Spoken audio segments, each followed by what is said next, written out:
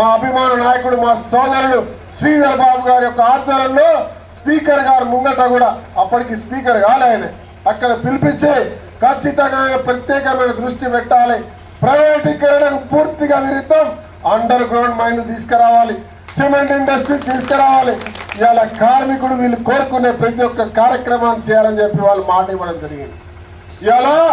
ఇలా సింగరేణిని అప్పుల పాలు చేసిన అధికారులు ఇలా రివ్యూస్ మీటింగ్ పెట్టి జవాబు అడుగుతా ఉంటే ఎవరికి జవాబు లేక మూసుకొని ఇలా ఏం చేయాలో ఎంత మోసం చేసినాం, ఇలా తప్పు చేసామనే ఆలోచన అధికారులు ఇలా భయంతో గజగజలాడుతున్నారనే విషయాన్ని మీకు చెప్తా ఉన్నాం.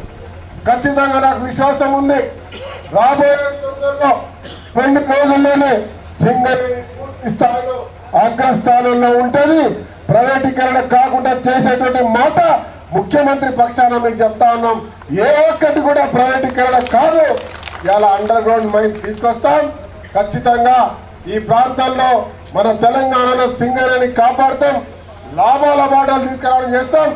దానికి ముందు కార్మికుడి యొక్క రక్షణ కల్పించే కార్యక్రమానికి ప్రధాన బాధ్యత కల్పిస్తాం. ఏ ఒక్కరికి నష్టం జరిగినా ఆ కుటుంబాన్ని పూర్తిగా ఆదుకుంటాం. నష్టాలు జరగకుండా చేసేటువంటి కార్యక్రమం, ఎలాంటి ప్రమాదాలలో ఏం జరగకుండా చేస్తున్న ప్రధానమైనటువంటి ఒక కార్యక్రమాన్ని చేపడతామన్న విషయాన్ని మీ అందరికి కూడా తెలియజేస్తా ఉన్నా. తర్వాత ఇంకొక విషయం, ఇవాళ సొంతింటి కళ. ఇప్పుడే మిత్రులు వచ్చి చెప్తా ఉన్నారు, నాకు లెటర్ రాసి ముఖ్యమంత్రితో అధికారికంగా చెప్పమని. ఖచ్చితంగా చెప్పిస్తాం.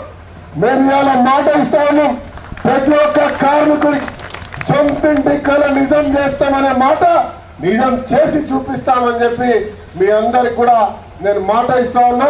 గతంలో కూడా ఇస్తా, ఈ రోజు కూడా ఇస్తా.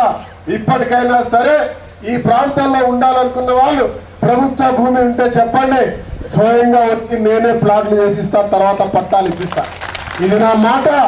మాటలు చెప్పి తప్పించుకున్న వ్యక్తిత్వం కాదు. ఈ రోజు కూడా చెప్తా ఉన్నా, ఖచ్చితంగా ఆ కార్యక్రమాన్ని చేస్తా అని చెప్పి.